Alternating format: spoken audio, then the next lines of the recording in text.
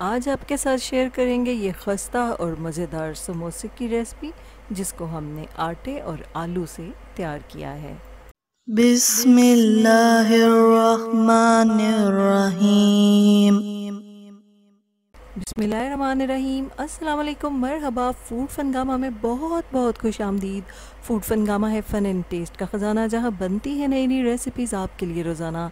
आज आपके साथ शेयर करने जा रहे हैं आटा पार्सल्स की रेसिपी, जो बहुत ही खस्ता, बहुत ही मज़ेदार बनकर तैयार होते हैं और समोसों से भी बहुत ही अच्छे लगते हैं। और आप इन्हें घर में मौजूद सामान से आसानी के साथ तैयार कर लेंगे। स्टार्ट करते हैं रेसिपी को। तो यहाँ पे हमने ले लिया है 1.5 कप गंदम का आटा। आप यहाँ पर मैदा भी ले सकते हैं या आप आधा मैदा और आधा आटा भी ले सकते हैं। अब हम इसमें शामिल करेंगे 1 छोटा चम्मच नमक, आधा चम्मच अजवाइन, जिसको अच्छे से क्रश कर लेंगे हाथों में।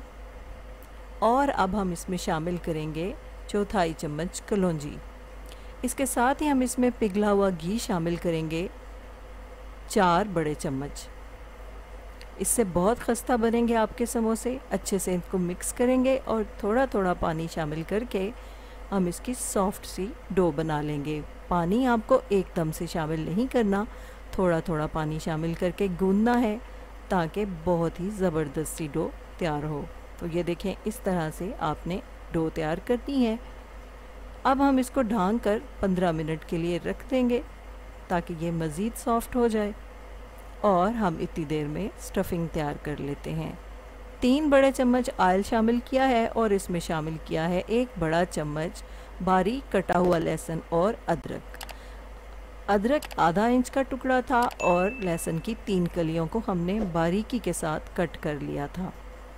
2 मिनट इन्हें हल्की आंच पे फ्राई करेंगे और फिर एक दरमियाना प्याज बारीक कटा हुआ इसमें शामिल कर देंगे। अब प्याज को भी हमें यहाँ पर तकरीबन 3 मिनट तक हल्की आंच पर ही पकाना है और फ्राई करना है। जैसे ही प्याज थोड़ा सा सॉफ्ट होगा, हम इसमें शामिल करेंगे 1/4 चम्मच हल्दी, आधा चम्मच सुर्ख मिर्च, 1 चम्मच पेपरिका पाउडर, 1/4 चम्मच अमचूर और 1 चम्मच नमक। नमक हस्ब ज़ायका अपना शामिल करें, जितना आप शामिल करना चाहते हैं। 1 चम्मच धनिया को हाथों में अच्छे से क्रश करके शामिल करेंगे। 1 चम्मच जीरे को भी अच्छे से क्रश कर लेंगे, इससे बहुत ही अच्छा टेस्ट आता है। अब इन तमाम चीज़ों को हमने अच्छे से मिक्स कर लेना है और हल्की आंच पे तकरीबन 1 से 1.5 मिनट तक फ्राई कर लेना है। फिर हम इसमें शामिल करेंगे उबले हुए आलू। 3 बड़े आलू हमने उबाल के इनको ग्रेट कर लिया है, कद्दूकश कर लिया है। इसका फ़ायदा ये होता है कि आलूओं में गुठली बाकी नहीं रहती। अब हमें इन तमाम चीज़ों को अच्छे से मिक्स करना है और यकजान कर लेना है, ताकि तमाम मसाले और आलू यकजान हो जाएं और एक अच्छी सी स्टफिंग तैयार हो जाए। तो बहुत ही अच्छे से हमने इसको मिक्स कर लिया है और ये स्टफिंग अब तैयार है। डो हमारी बहुत अच्छे से सॉफ्ट हो चुकी है। इसे हम 2 हिस्सों में बांट लेंगे। एक हिस्सा हम साइड पर कर देंगे और उसे ढांक कर रख देंगे, और दूसरे हिस्से की हम रेक्टेंगुलर शेप की एक रोटी तैयार कर लेंगे, बिल्कुल बारीक सी। तो ये देखें, इतनी पतली रोटी आपकी होनी चाहिए। अब हम इसे फोल्ड करके साइड पे रख देंगे और दूसरे पेड़े की भी इसी तरह से रोटी तैयार कर लेंगे। तो दोनों रोटियां हमने तैयार कर ली हैं। अब हमने इन्हें एक शीट पर निकाल लिया है और इस तरह से हमने इन्हें टुकड़ों में बांट लेना है।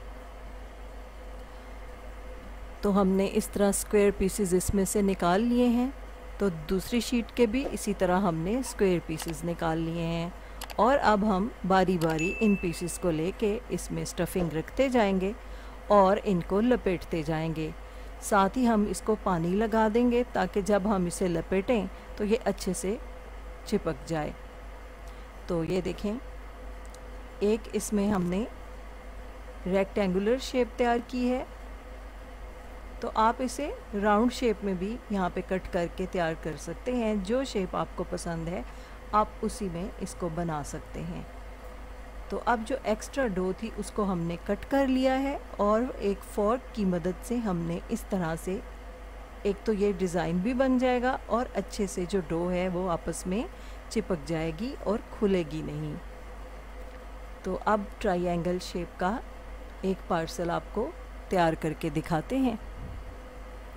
तो देखें, है ना कितना आसान, बार बार रोटी बेलने का झंझट भी नहीं। एक दफ़ा रोटी बेलें और उसमें से पीसेस निकाल लें और 5 मिनट में आपके तमाम समोसे बनकर तैयार हो जाएंगे।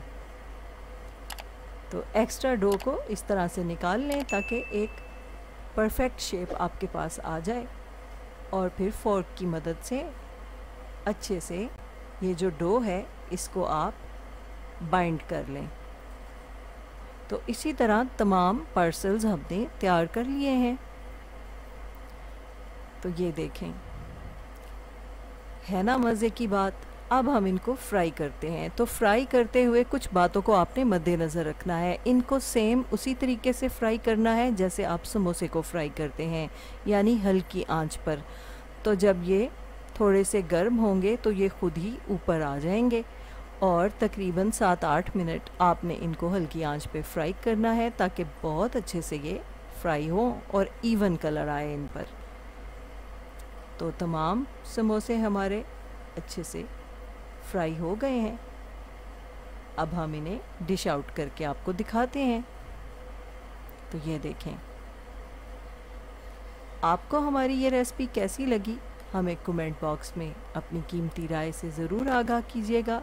अगर रेसिपी पसंद आ रही है तो लाइक का बटन दबा दीजिएगा। साथ ही साथ फूड फनगामा को सब्सक्राइब भी कर लीजिएगा और विज़िट कीजिए हमारे इंस्टाग्राम पे हमें। तो जब बनेंगे इस तरह के पकवान दिल पुकारेगा फ़बी अय्याला रब्बिकुमा तुकज़्ज़िबान। हमारी दुआ है आप रहें खुश और शादमान, दुनिया के साथ आखिरत भी हो आपकी आसान, कभी ना आए आप पे कोई भी इम्तिहान, अल्लाह हो आपका मुहाफ़िज़ व निगहबान। फूड फनगामा इंशाल्लाह हाजिर होगा लेकर नई रेसिपी, नया उन्वान। फूड फनगामा की रेसिपीज़ को लाइक कीजिए, शेयर कीजिए और फूड फनगामा को सब्सक्राइब कीजिए। इजाज़त चाहते हैं, अल्लाह हाफिज़।